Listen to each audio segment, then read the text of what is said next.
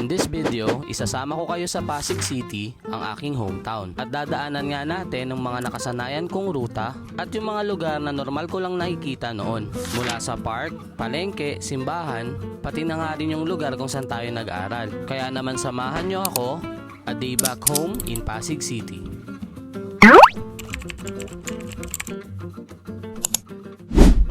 Hi guys! Welcome back to my channel. And ngayon nga is nandito tayo sa Pasig City. And samahan nyo nga akong libutin ang lugar kung saan ako pinanganak. Let's go!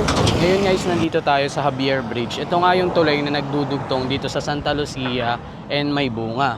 Dito kami nakatira before bago kami ma-demolish sa East Bank Road nitong floodway.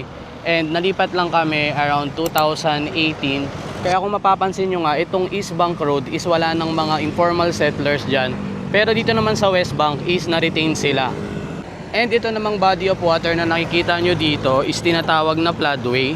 And ginawa nga to noong 1986 para nga yung baka from Marikina River, which is dito sa dulo nito, is may daanan papunta naman sa Laguna Bay kung saan nga nandun sa dulo nitong kabilang side. Tinuturing nga din tong isa sa pinaka-importanteng engineering project sa kasaysayan ng Pasig. Actually, konting lakad nga lang from this bridge is mararating na natin yung Rainforest Park or tinatawag na nga ngayong RAVE or Rainforest Adventure Park. Punta tayo doon.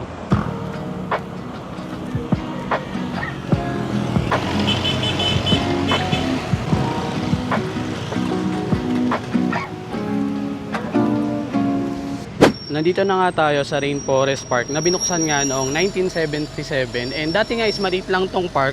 Pero ngayon halos 8 hectares na itong buong park na to na tinuturing nga na green lang ng syudad ng Pasig. Naalala ko nga dati nakakapunta lang kami dito pag may mga mahahalagang okasyon like pag magsuswimming or kapag pupunta sa mga park ganon. Ito nga pala yung prices nila ngayon and kagaya ng dati iba pa rin yung presyo kapag taga Pasig ka dun sa mga hindi taga Pasig. Pasok nga tayo sandali dito and titingnan ko kung ano pa nga yung mga memories na meron tayo dito sa Rainforest Park. Alam nyo ba na tong park na to is halos 10 minutes walk lang sa bago naming tinitirhan. Kaya yung parents ko, dito sila naglalakad tuwing umaga. And alam nyo ba na ang Pasig is dating part ng Rizal and in fact, ito yung capital ng Rizal from 1901 to 1975 bago nga tayo maging part ng Metro Manila. And currently nga meron na tayong around 850,000 na population dito sa Pasig. Meron nga rin pala ditong Rave Fitness Center. Dito nga ako nag-gym before. Pero mga 2 days lang ata. And recently ito naman yung sikat na attraction dito which is itong ang Boating Lagoon. Para siyang mini version ng Burnham Park. And ang presyo nga pala is 50 pesos per head for 20 minutes. So pwede kang umikot dito sa buong lagoon na yan. Sobrang ganda nga rin maglakad-lakad dito kasi imagine it's 2:30 PM pero tingnan nyo medyo makulimlim kasi nga maraming puno dito. And ito namang side na to yung swimming pool. So if taga Pasig ka 100 pesos and if taga ibang lugar ka 150 pesos yung day use ng swimming pool dyan. Naalala ko nung bata pa ako buhay na buhay yung part ng zoo dito pero ngayon wala na, abandonado na yung zoo. Siguro hindi nila na-maintain. Naalala ko pa nga dati dito sa part na to nandyan yung ostrich. Dito naman sa part na to, nandito dati yung mga reptiles. Tapos naalala ko pa itong riles na to, nasakyan ko pa yung tren na umiikot dito sa buong rainforest nung bata pa ako. Buti na retain nila yung flower fields dito, so 10 pesos yung bayad. Ayun yung itsura sa loob. Actually, ang ganda dyan. Ito naman yung adventure park. Yun, restricted area na siya. So, sana magkaroon ng budget para ma-restore itong buong Rainforest Park. Kasi sobrang ganda ng lungsod or ng lugar na may park. Pero nakakatuwa na marami ring tao yung nandito. May mga nagpipiknik, may mga nagpa-practice, may mga nagja-jogging. Naalala ko lang kasi diba sa Japan, almost lahat ng mga residential places doon laging merong maliit na park kung saan nga pwedeng tumambay yung mga tao, maglaro yung mga bata, and ayun, magmuni-muni.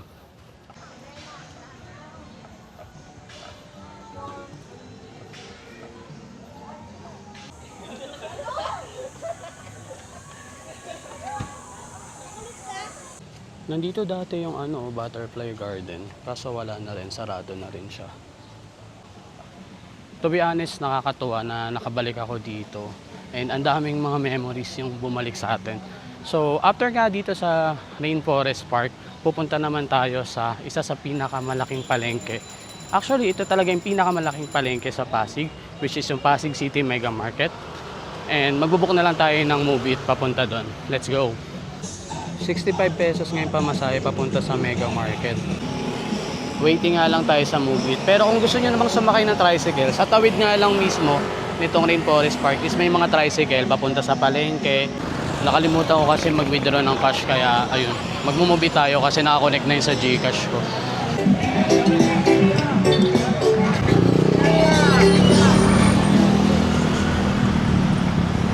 So ayun, nakasakay na tayo sa Move It, guys.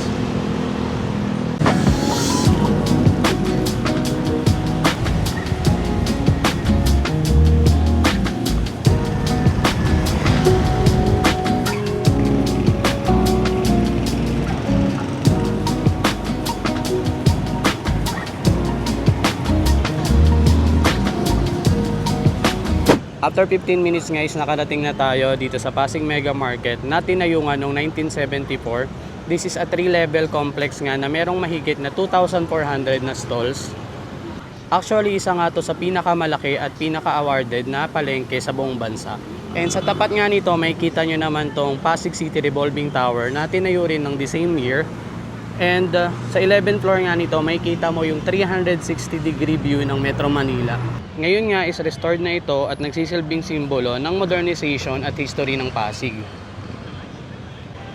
Tara, samahan nyo ako sa loob ng Pasig City Mega Market.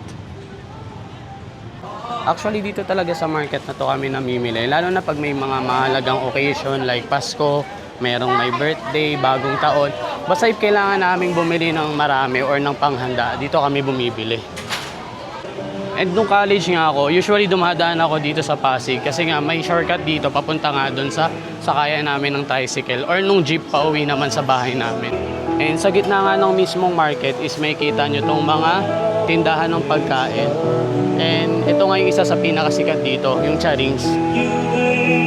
And actually, nakaschedule nga pala kami sa isang food tour ng local tourism ng Pasig. And pupuntahan nga rin namin yung Charings, kaya abangan nyo yung video na yon.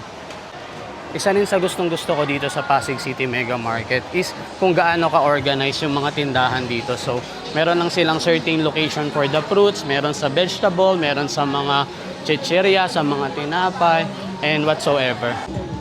Kaya actually, madaling makabisado tong lugar na to. Siguro mga 2 to 3 times ka lang pumunta, makakabisado mo na tong buong palengke. Malawak pa nga tong palengke na to. Pero paglabas mo nga dito sa kabilang side, is nandito na yung mga sakayan ng mga jeep. Papunta nga yan sa Bikutan, meron din yan papunta sa Taytay, and marami pang iba. Actually, dito ako nag-aabang ng jeep pa uwi sa bahay namin nung college pa ako. So, sinasakyan ko dyan yung biyaheng tramo. And dito nga guys, may kita nyo yung mga Blue Boys. Blue Boys nga pala yung tawag sa mga TPMO or Traffic Enforcers dito sa Pasig. Kasi nga naka light blue silang uniform. And actually, bago pa maging sikat yung mga Shopee, Lazada, yan, nandyan na yung Novo. Yan, sobrang saya ko pag pumapasok ako dyan kasi sobrang dami ng items and ang mumura ng presyo. Since nandito na nga rin tayo sa palengke, is nag-decide na rin akong pumunta nga sa dati kong university, which is yung pamantasan ng lungsod ng Pasig. And lakaran na nga lang din natin. Siguro from palengke around 15 minutes walk. Pero madadaanan natin yung City Hall, tsaka yung sikat na Pasig City Cathedral.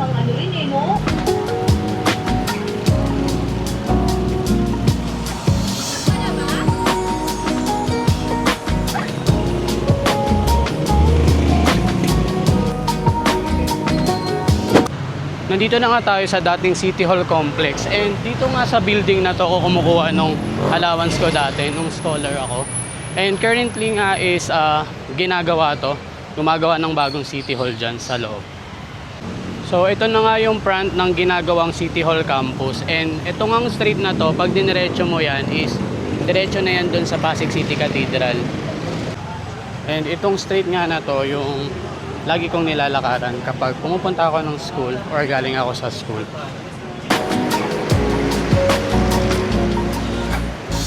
And And bago nga tayo makarating sa mismong cathedral is madadaanan muna natin itong sementeryo dito. And marami nga ditong nagbibenta ng mga bulaklak.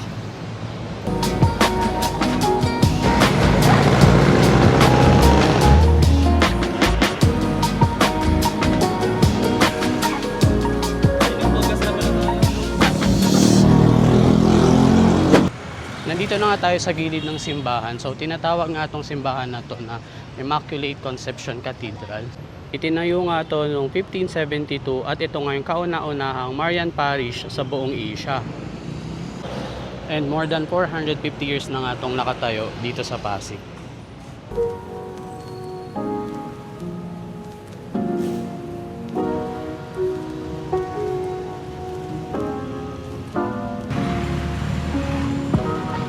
Actually, sa tawid lang ng simbahan is makikita nyo naman itong Plaza Rizal na nandyan at itong Pasig City Museum.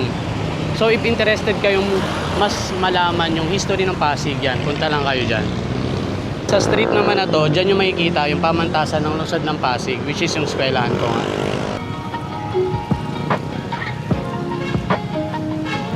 Nandito nga tayo ngayon sa Plaza Rizal na itinayo nga noong 1920. And yung likod nga niyan, maraming mga old houses and actually dyan yung nga rin makikita yung sikat na lumang bahay na tisa.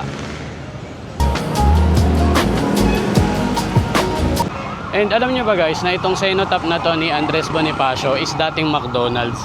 Bali dito nga kami dati nag-groupings, kumakain, and tumatambay ng mga classmates ko. Kasi ayun lang yung school namin. Pero itong si Andres Bonifacio dati nandun siya sa side na yon. Eh nandito nga rin pala yung KFC na favorite naming bilhan ng flavor shots. So nandito na tayo sa mismong street nung university ko. Ito na yung itsura ngayon. So ayan yung dating McDo. Tapos dito may park naman na rin dati dyan. Pero same lang before, marami pa ring mga street foods dito sa side na to. And ayan yung mga ibang estudyante, papauwi na galing sa school. And alam nyo ba na itong pamantasan ng lungsod ng Pasig ay tinayo nga noong 1999 para nga makapag-provide ng free education sa mga Pasigueño. Nung time ko, ang naalala ko, 50 pesos per unit yung tuition fee namin dito. And mas mahal kapag hindi ka taga Pasig. So umaabot lang yung tuition ko dyan ng mga 2,000 pesos siguro per sem. So mapapansin nyo, naka-college uniform sila. Yung orange is yung ECE, same ng course ko. Yung maroon sila yung mga HRM. So andito na tayo.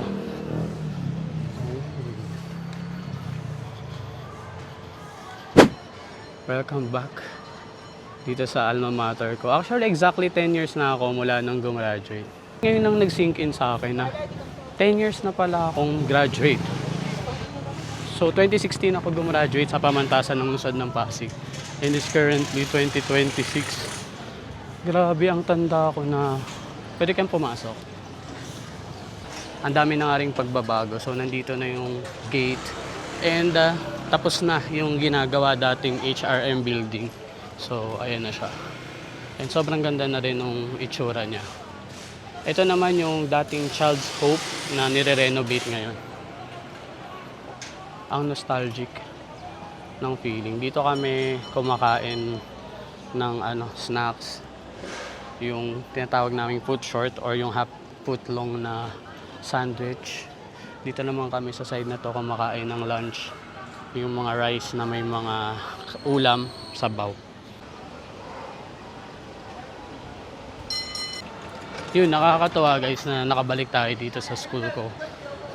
After 10 years ng pag-graduate. And actually sa side na to, may shortcut dito papunta sa isang talipapa. And dito nga tayo dadaan.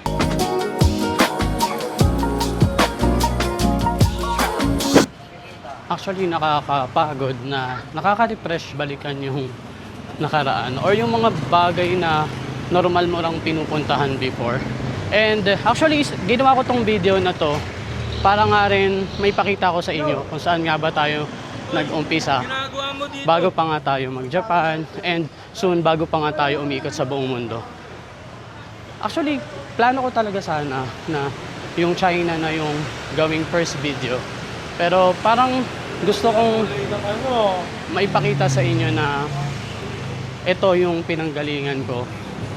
Para, alam nyo yun, meron din akong babalikan sa mga videos ko bago man tayo lumabas ng Pilipinas at ng Japan is may mababalikan akong video about kung saan tayo nag-umpisa and saan tayo nanggaling.